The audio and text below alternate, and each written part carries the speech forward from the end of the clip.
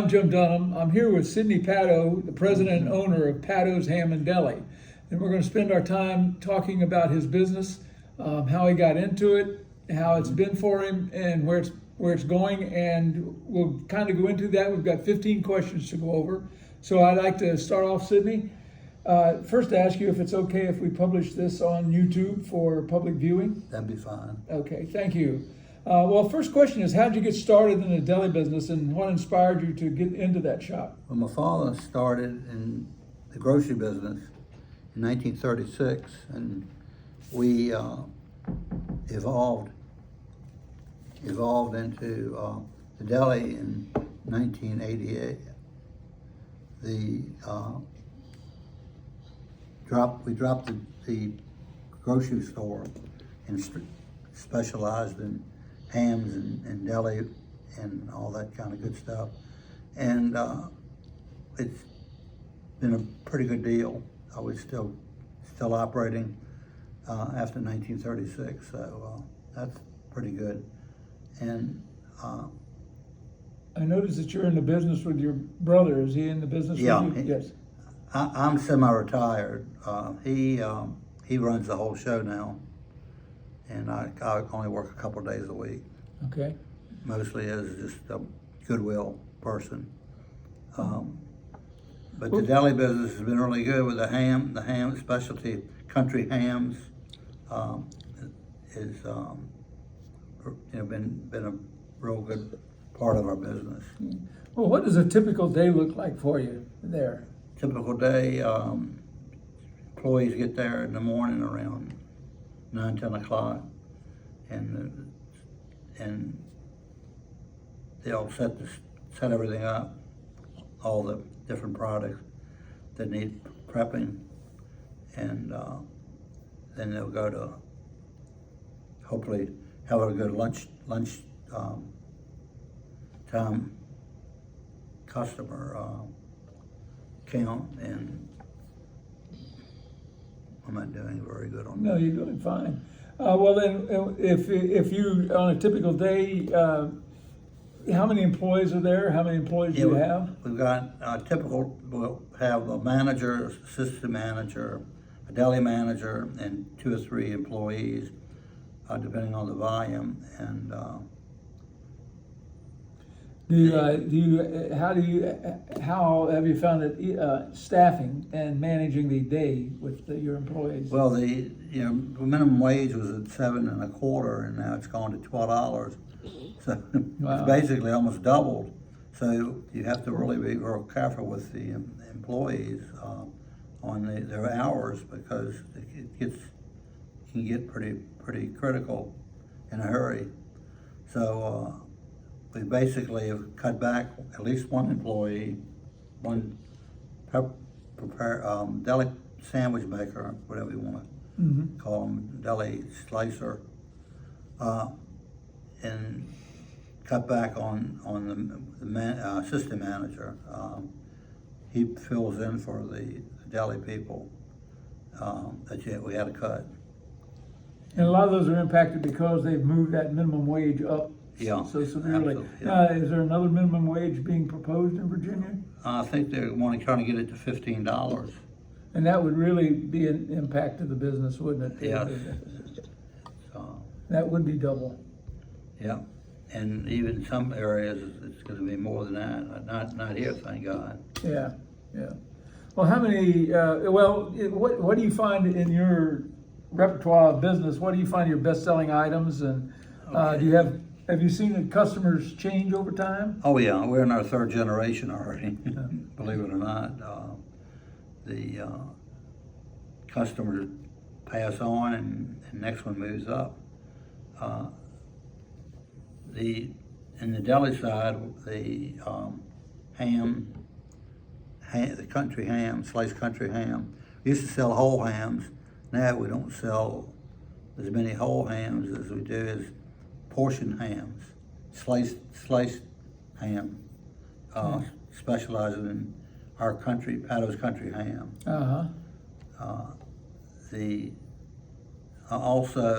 In the deli, we do a club sandwich, which is I think, the best in the world, of course. Naturally, that's And then good though. We serve that with, yes. And that's the most popular. And the one we started with was the house special.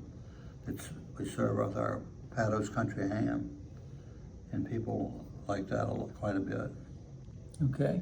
And then, for the healthier person, I eat personally the white albacore tuna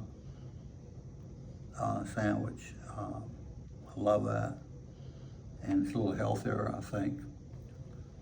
Yeah, and with all of those things coming and going, I'm sure you have to worry and think about inventory management. How do you handle the management of your inventory, especially when you deal with perishable goods? Right. Well, the management usually will do that, control that part of it.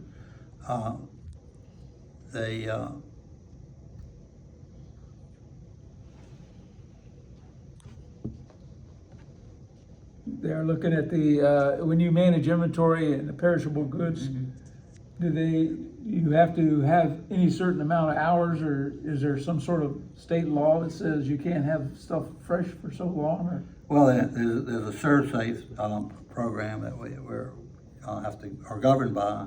That you've got to have your soups at certain temperatures and your deli stuff at certain temperatures, and and you have to comply. Do they come you to have to check? comply. Yeah, you have to comply. Do they come by and check every once in a The while? local people will come by. Local health departments will come in and check it. Yeah. Well, and then what systems do you use to order or track, or do you have some sort of a business computer system that you use? Do you have anything specific? Yeah, we basically right now we're using just keeping control of the inventory and order when we need a product. One of the places we buy from is a block from the store. Oh, that's handy. PFG, build a new warehouse. Yeah. And if we need something, we go over there and get it, or Do you have a lot of your goods through that, or do you have just some of your specialty goods? No, you can get anything you want over there. The problem we got, these big companies have gotten so large that they have minimums. So you got 15 items and so many dollars to place an order if they deliver it. Uh-huh. I mean, they've gotten real strict on. Well, he's got all these big companies. Restaurant chains. Restaurant chains. Yeah, the chains are where it's at for them. I mean, me being a single operator, they don't really care anymore. They don't cater to that at all. They don't take care of that. They make you got to stand in line with the big ones, right? Yeah. So. When you're looking at your inventory and your product mix, how do you decide when you're going to change it to a new product, or add your offings, or change any of your prepared foods? We used to have a formula of if a product didn't turn at least 15 times a week, meaning a sandwich, 15 sandwiches, a specific sandwich, we would look at it seriously by dropping it. So we dropped some of our products. Some of the products have gotten so expensive that you don't even carry them anymore. So it's a combination of turnover, or how many times you turn your inventory, and the cost of the items. Yeah, the cost is another item prices a couple of years ago almost doubled on everything. Yeah. And because I had being very careful and frugal, we controlled our food cost. We try to hit 25 to 30% food cost on our products. And when the prices all went up, we did a food cost on it, and I changed some of the paper products out of it. And they said I shouldn't be using paper products as part of the food cost, but I always did it that way. And when we went back in and ran out food cost, it was okay. I mean, it was 25 to 30%. You got some items you just can't do that well with, but we carry them anyway. Yeah. Just because it's a favorite of some of your buyers. Exactly. Yeah. You gotta. It's a product that people want. Right. Well, and what do you find in running the deli today is your biggest operational challenges? The challenge. All of my employees have been there for 25, 30 years. We don't have a lot of employees right now, but they're there and they show up every day, and that's not an issue. And I guess age right now is our biggest problem. Is everybody's old. Yeah. Well, and so in looking down the road and running the deli, you have, I'm sure minimum wage becomes an operational issue that you need to look at. And then are there any other things on the horizon that you see coming down that could impact your margins? Well, everybody's complaining about the tariffs, but I don't think that's going to affect us. I don't import anything anyway. Yeah. Yeah. If you don't import, it won't affect you that much. So it's not an issue for us. Yeah. Well, in the course of your business, what are your main sources of revenue? Is it I'm sure it's primarily most in your deli opportunity, but I know you do other things in your store. I'm just saying, what we carry some peanuts and some jellies, and the hams, of course. Yeah. That drive part of the business. We're not in the mail order side of the business anymore. My daughter bought that from us, and so she does all of the shipping of all those type of products. But we carry the sliced ham and the buffet hams and the half hams and whole ham. We carry some of that product. So when you look at hams, is that 50% of your business, 75% of your business? Now it's probably 25%. 25? Yeah. What makes up some of the other 75%? The deli. The deli? The sandwiches, yeah. The sandwiches? What's really changed our business is Uber is in there. Uber Eats? Uber Eats is in there. Easy Cater's in there. There's a couple more of them I can't think of right now that are in there. And so people are placing orders through these companies, and the people are actually coming there, picking them up. They're ordering they could call direct to the store, but it's easy for them to call and get it all done. So when they get to the store, they just pick the sandwiches up and leave. That's the other 75% of the business now. Do you do a lot of catering? Yeah. Catering. Yeah. And how big a business is catering for you? Catering, usually 1 or 2 a day a week. We'll have really big orders, large 20, 30, 40 box lunches or $200-300 deli platters. Okay. Look at how do you work your margins? What do you look at? I know you said 25 to 30% of food cost of food. What do you consider that? What is you try to target for your profit margins on various products?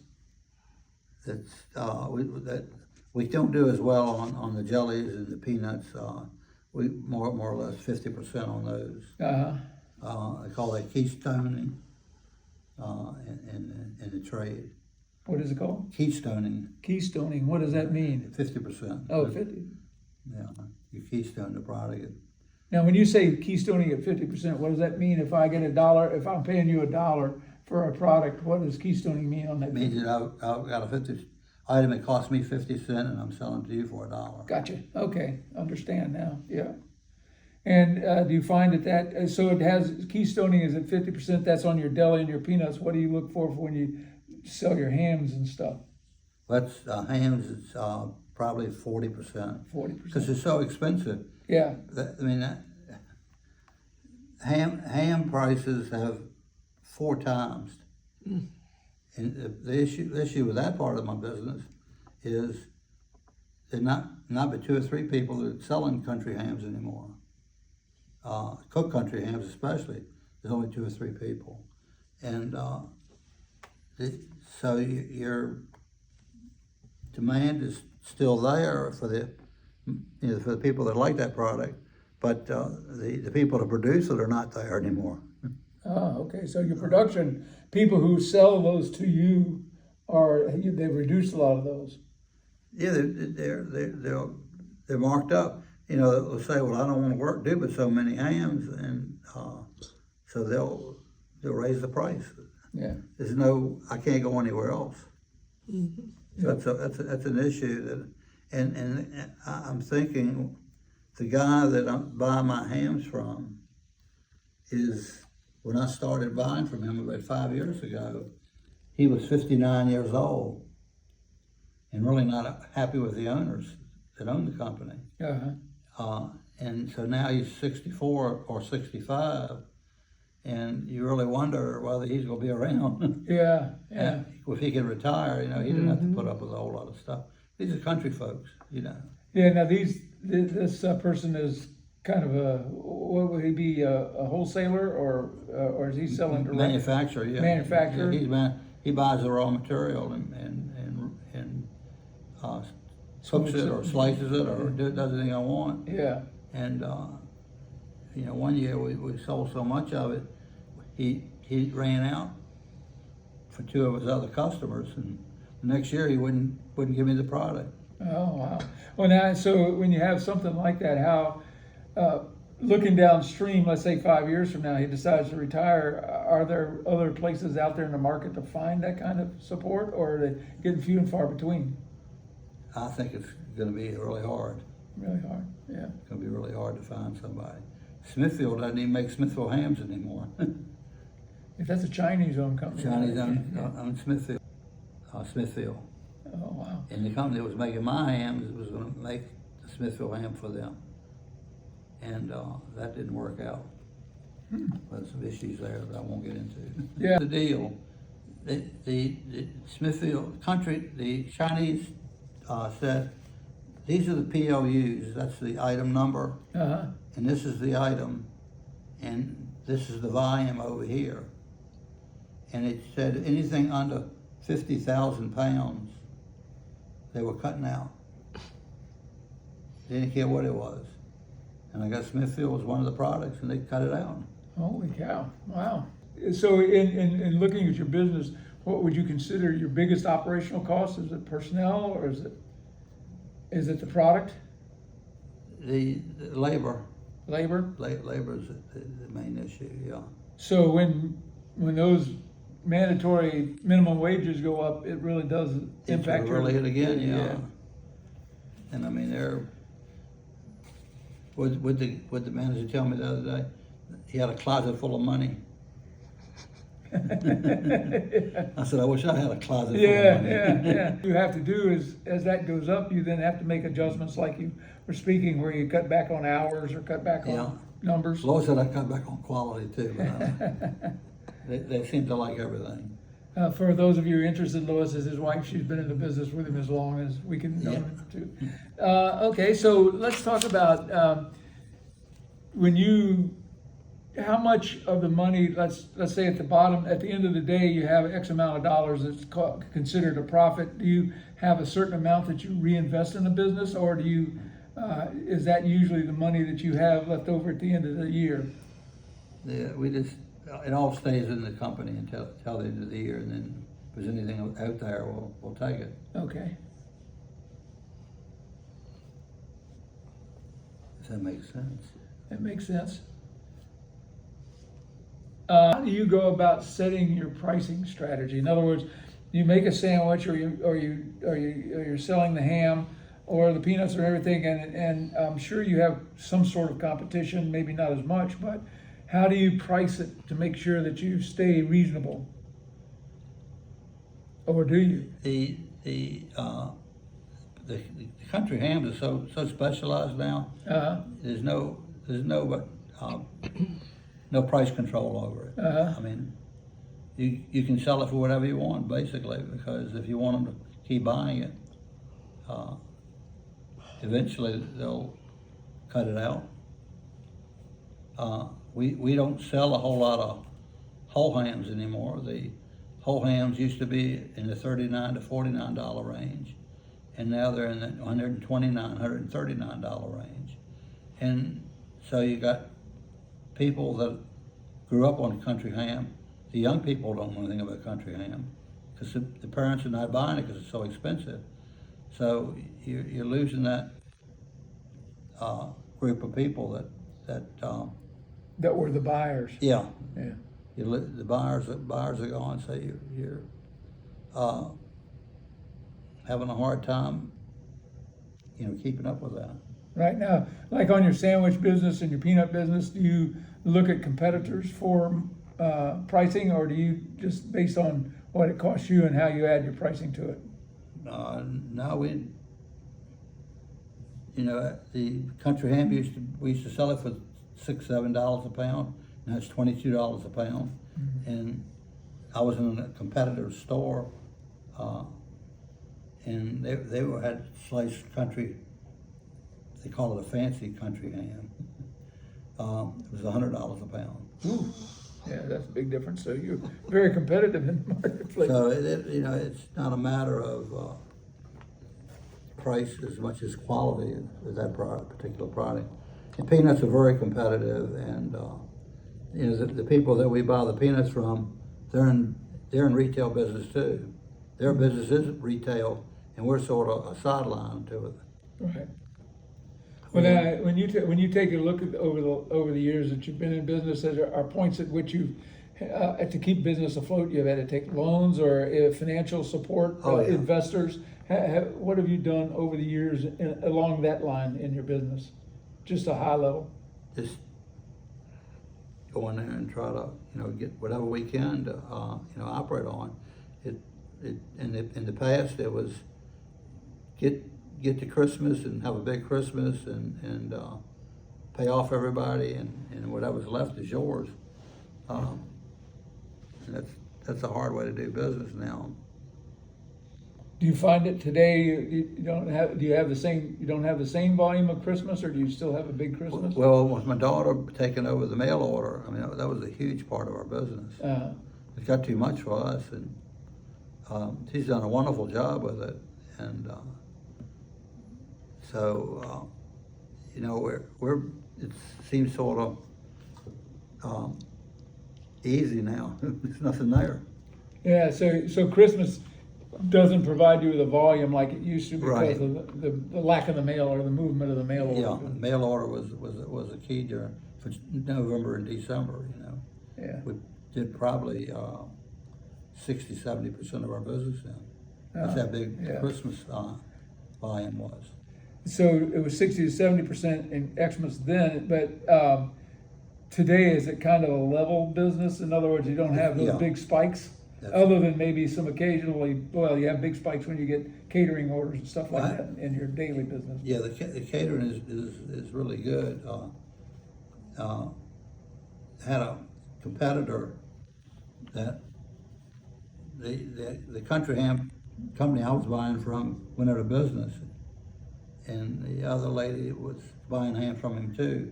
She was in Norfolk, Virginia Beach, and I was supplying her with hams. She couldn't get them, but I could still get hams, and that was short lived. I mean, Smithville came back and gave her the mail order business, and they started producing hams again. I haven't followed the whole thing that happened, but she's not buying from me anymore. So we don't buy. We got one wholesale customer, and that's all we have, which buys a lot of ham. Well, I'd like to finish it up by saying, okay, if you look back at your business and say, if I were going to start up a business in retail business or small business in your like a deli or something, is there some advice you would give me based on your experience? I have a dear friend I haven't seen in a long time, Dave Smith, and he loved our business, and I guess he loved the family. We're just really close, and he came to me one holiday season and says, "I'm thinking about buying a business. You know, get into this business." And he said, "What do you think?" And I said, "Don't." Is that because it's harder and harder now for small businesses? It really is. It's a tough situation there. Let me ask you a question: do you bump into a lot of regulations that cause you some pain in running your business, that cause you makes it harder and harder for a small business to work? Well, Smithfield sued me for using their name Smithfield. Had to deal with that, and then the guy in North Carolina, he had health issues, and they shut him down. And it just seems like it's just not an easy type of business to be in. And then the hams, in our situation, we were buying hams by the pound and selling them by the unit. Uh-huh. And the hams range, when the hams were $49 a piece, or $39 a piece, half a pound one way or the other, or a pound one way or the other didn't mean a whole lot. But at $139 a pound, a half a pound one way or the other, it's a lot of money. Right. You know, if you stop and think, 10-pound ham, $139, or 10-pound ham at $39.95. Well, I would imagine with margins and the pressures of wages and everything else, running a small business has become quite complicated and very precarious, right? Right. You read about it every day in the paper. Yeah. 75% of the restaurants that open are closed in 3 years, and the 85% of the delis have gone out of business in the country. 85%. 85%. Wow. I think they've been replaced. I don't want to say. Yeah. With Mexican beans and rice. Yeah. Not quite the same. That's correct. Well, what I'd like to do is say thank you. You've answered each of the questions, and I do appreciate you taking time from your day to going over this with me and responding to these questions as well as you did.